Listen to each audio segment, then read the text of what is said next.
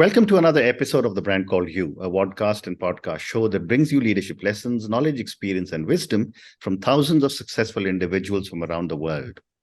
I am your host, Ashutosh Garg, and today I'm honored to be joined by a very senior and accomplished professional, and as he so kindly reminded me, a very, very old friend, Mr. Sandip Das from India. Sandip, welcome to the show. Thank you, Ashutosh. What a pleasure. Long time to catch up, but we have finally. Absolutely.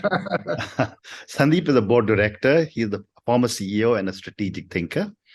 He is India's first private licensed telco CEO with Hutchison Max Telecom. He's been with the Maxis Group and was the group CEO and board director. He was the managing director and CEO of Reliance Jio Infocom, and he has been among the 100 most powerful people in telecom globally for 4 years between 2009 and 2013. Wow, what an amazing journey, Sandip. And before we start talking telecom, tell me about your own journey as a professional. Well, I started right after doing my mechanical engineering. I was all of 20 when I joined DCM in the famous or infamous management training scheme. So in those days, you either got into ITC or Hindustan Lever or DCM or Tata Administrative Absolutely. Anyway, so I worked for their consumer durable group, which was Usha International. And it was a great learning ground because the management training scheme itself was a sort of an MBA of sorts. And we learned a lot about the business at a very tender age. Thereafter, I went across to Dubai, and I worked for Toyota Motor Corporation's franchise, Al Futtaim Motors. And I simply loved automobiles, and I thought that will be my life all through. I had the added honor of being asked by the company that I needed to drive a new car every week. Wow, which was not a bad thing to be. Absolutely. I got kind of used to the smell of fresh leather. So and then I was also fortunate that I was part of the team that launched Lexus worldwide in 1990, and that was a great experience because here was a absolutely outstanding firm like Toyota, which taught me things like quality standards, planning, to the kind of rigor that one hadn't seen in many other companies. And DCM was very structured, but Toyota was even further down the line. Correct. And Lexus was a luxury car, and you could see how the company reinvented itself. Thereafter, in 1993, I came back into India. Briefly, I was parked very funnily in a company which was selling semiconductors, which was the Max Group. Little did I know that they were actually plotting to set me up for telecom business because in those days the telecom licenses were in court. And then one fine day I walked in, I met this Chinese gentleman who looked very, very gaunt, and he said, "You know what? You are now going to be Mr. Paging for us." So in 1994, I started India's first paging company, and that's how I became India's first private telecom CEO. Amazing. Because before that, everything else was government run. And thereafter, we went into cellular in 1994, 95. And then the rest, as they say, is history. I was in Hutchison Telecom, launched Orange, launched Hutch. You know, that famous Pug ad was done during my regime. And then I went across to Malaysia, where I headed a large Malaysian telecom group called Maxis. Took the company for the largest IPO in telecom in those days. We raised $3.9 billion. And thereafter, I went to work very, very closely with Mukesh Ambani. And there were 2 very joyful years. And then at the age of 57, I decided I'd go back to US to study because I wanted to do my PhD and I wanted to always teach. Wow. And but I ended up doing my AMP at Harvard Business School. And I came back and then I started unsuccessfully a private equity company. After that, ever since that, I've been on boards and I've been mentoring people. Fantastic. And I Fantastic. What an amazing journey. And there's so much to talk to you about. But let's talk a little bit about telecom now, Sandip. Sure. you were amongst the forerunners when the utility was being privatized.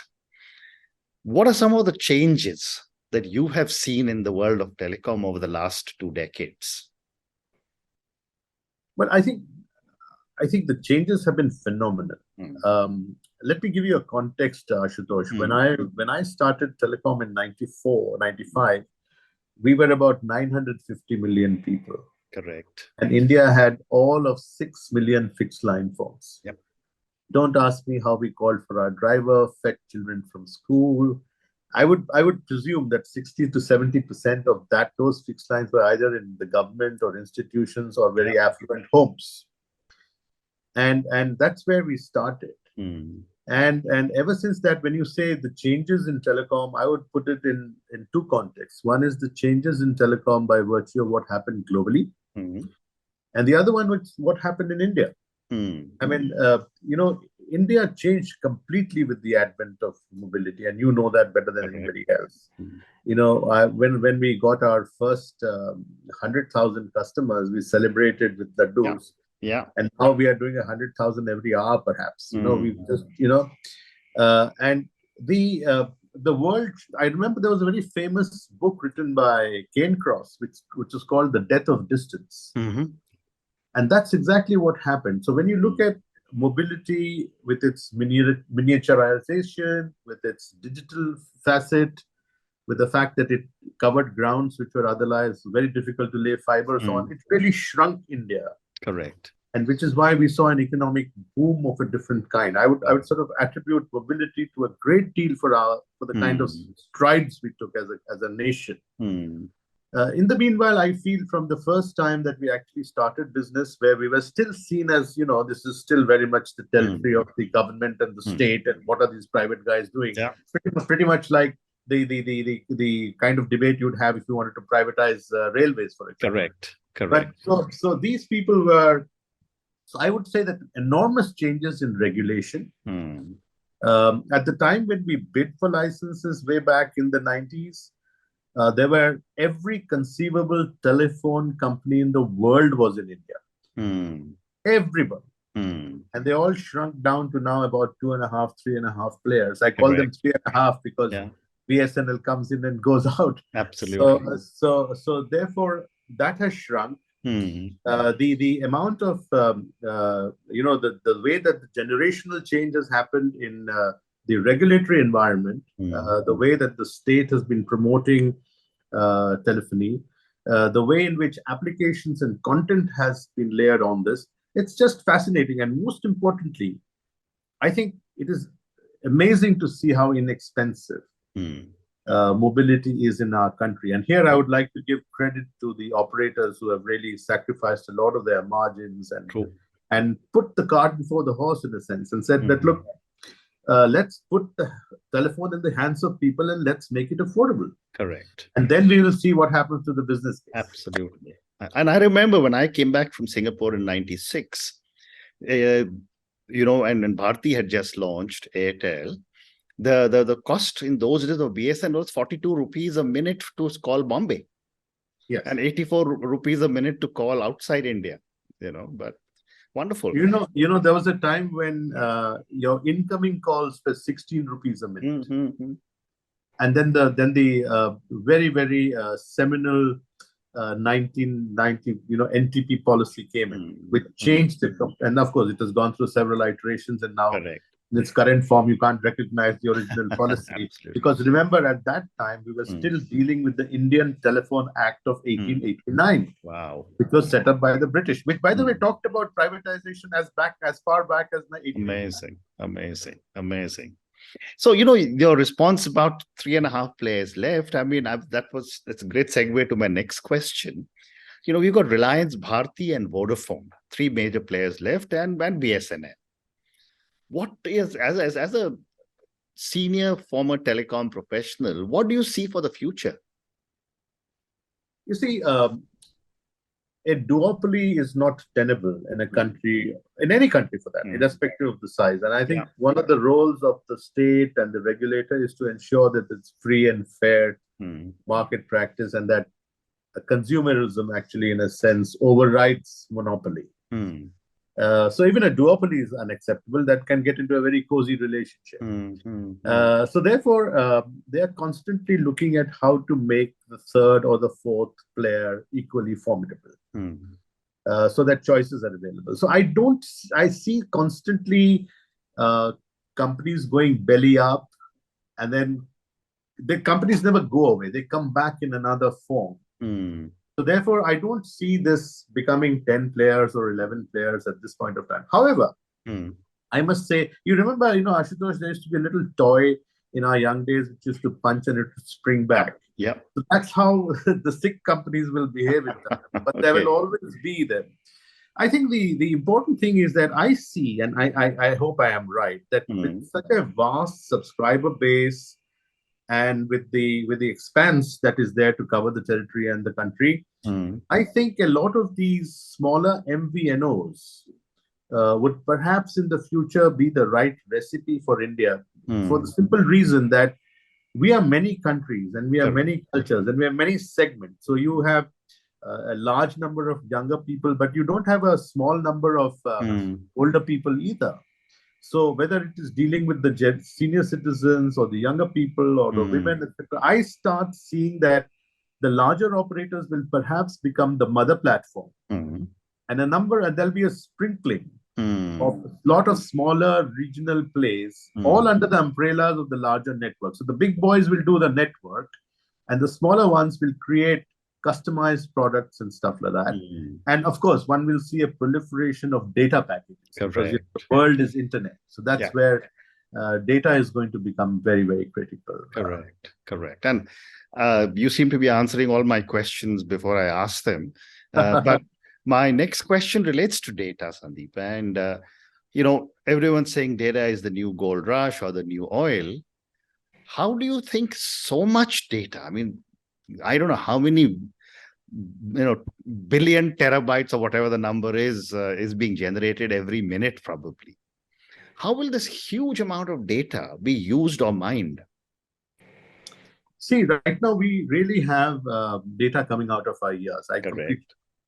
The difference is that simultaneously, one of the things that I read somewhere was that technology is moving so fast that we are finding it very difficult to comprehend with it and to deal with it because it's moving faster than us. Correct. But the fact is, technology is also simplifying things to an extent where you don't have to really, Dr. Bhava once said that when you're backward, the advantage is you can always catch up in real time. So that's what's happening today for us. But if you look at the profusion of data, big data analytics and all those kind of things are also proliferating by the side because people are struggling with how to deal with so much data.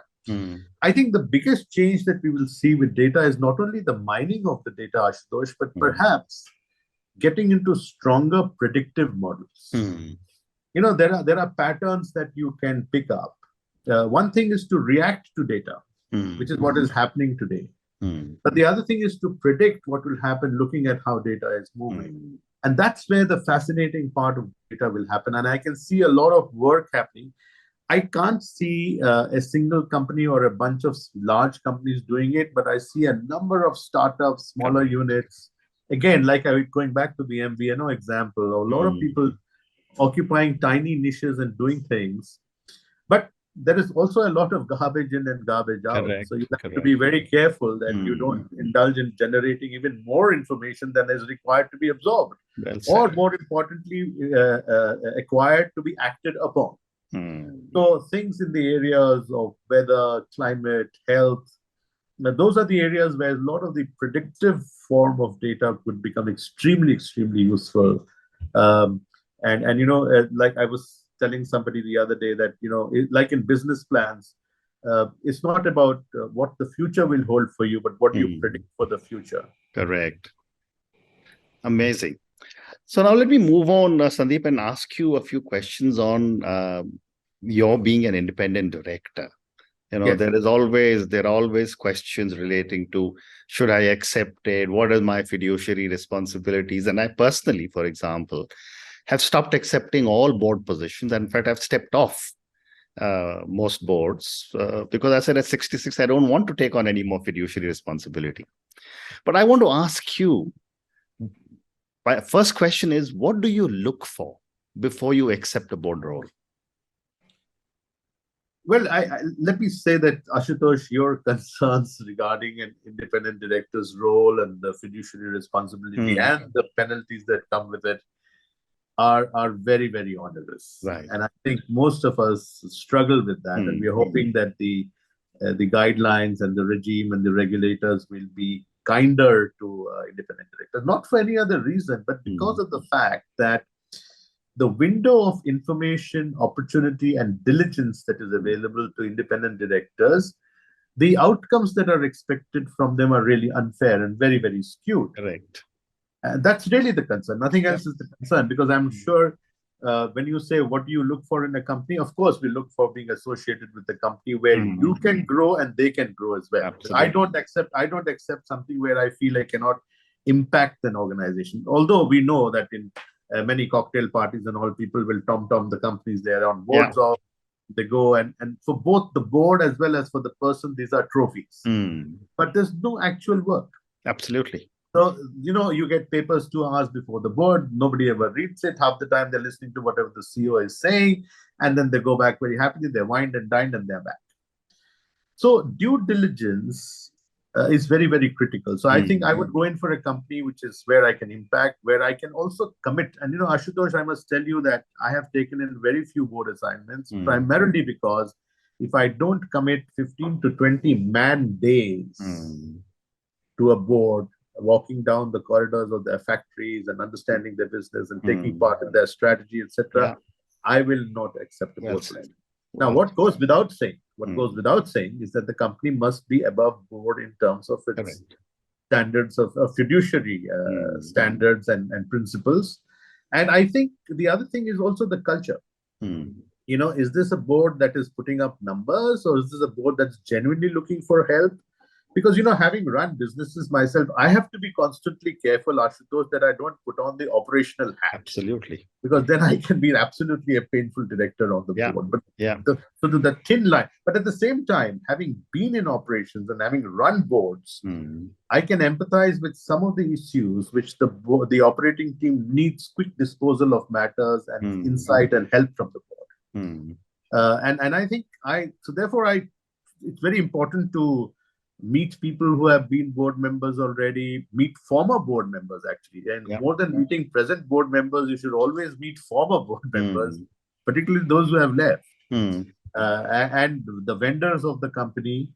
Those are the people who will, when suppose the company is sort of unable to pay money, the first person they'll squeeze is the vendor, and the vendor will tell you what's happening. So I think, but there is also a limit, Ashutosh, to what you can do in this respect. You also have to go by other track records, analyst reports, this, that, etc. It's a lot of hard work, actually. Yeah, I agree. But like you, let me tell you that I'm also inclined towards doing what you are doing, which is to say, do I need this at this stage? I know. Because the environment is not making it easy for you. Correct. And one of the things that I've started doing, Sandip, is that I say I'm happy to be associated, but as an advisory board member, not an executive board. That's what I do. I love advisory roles because you can actually impact a lot more. Correct. More than anything else, you don't even have to be politically correct. Absolutely. Absolutely. Well said. My next question is that, you have served, in China, with Malaysian companies, large, you've been involved with large American companies. What are some of the governance standards in boards that you have worked with that you think are now being implemented or need to be implemented in Indian boards? I sat when I look at various boards I've been on, including Indian boards and boards in Malaysia and boards in Singapore, etc. I was very, very pleasantly surprised with the kind of governance standards that exist in Singapore and in Malaysia. You've seen that yourself. They are very, very, very disciplined. They are very, very, they stick to the book in terms of guidelines. They're very particular about submissions and all that. They're not, what I say, economical with the truth. And I think in India, a number of companies are doing that. But a number of companies have a long way to go. the good part is, I mean, I can only talk about the companies that I am associated with. The good part is that even if they have miles to go to get to that stature, the important thing is that the intent is right. They want to get there. And I think I would say that there is a gap that exists between the international firms and us. And it's also got a lot to do with the stature of people that put on boards. Correct.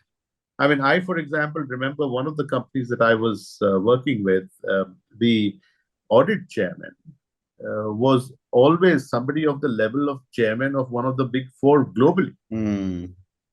So you can see that that was the kind of importance that they attached to something like an audit committee, that the board came 3 days before and met the entire CX. So all these things are a bit unheard of in India at this point. Well said, well said. And my last question to you, Sandip, and this is for the many, many people who will listen to our conversation. Based on your own amazing journey and all the learnings that you've had, what would you say are 3 lessons you would want our viewers and listeners to take away from your journey and from our conversation? That's a very hard one, because anytime somebody asks me for your top 3, top 5, top 1, I get very nervous, because okay, we'll remove the number. For the simple reason that there are so many, Ashutosh. You know that. There are so many. And seldom do individuals sit down and say, okay, let me do a pecking order of what was the top 3, what are the top 4. But yes, but I know why you're doing that in the interest of time, and to make sure that people do what. I have found that there are some things that I do, and this is true of most individuals. We do it, but what is naturally what comes to us naturally. I mean, people have often talked about something called authentic leadership, and I said, what is that authentic? I've always been authentic. So when people use trendy terms, etc. But if I were to look at the stuff that, for me, integrity has been, it is constantly challenged, but you have to hold on to it. Like Pericles held on to Achilles' mother on the seashore of Styx. You just, in spite of its changing form, that's very, very critical. It's very, very important to be respectful and to be humble and not get ahead of yourself. But at the same time, it's very important to be irreverent to anything that is thrust upon you as an idea. So curiosity is really, to my mind, if I would send out a message to the youngsters, that curiosity has to be your second nature. I know it has to be very important. I mean, you've met so many people at very, very high levels of this world, entrepreneurs, this, that, and I've worked with Lika Singh, with Mukesh Ambani, with Ananda Krishna, and lots of big people, Jack Welch, and they all are people who were incredibly curious. Correct. Incredible, and never sort of, you sometimes collapse with the kind of questions they ask. And I think people, I have found to my horror that trust is an important factor, but you must trust and verify.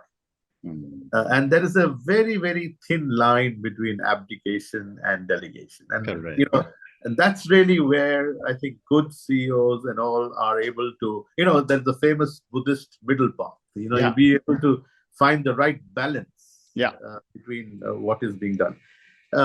I think it's important at all points of time, I feel, and this is something was said to me very early in my life, and is to work with companies as if it's your own, and to be completely not drawn into salaries, money, ranks. They are all byproducts. I mean, I've actually been surprised with some of the favors that have come to me in that direction, because they've come before time, but I have never sort of lusted after those, and that's kept me whatever. And finally, I would say that from my own mistakes, I would say that I talked about trust and verification, but I would say that I wish, I did not think that I lived my life as if I had another body in the bank.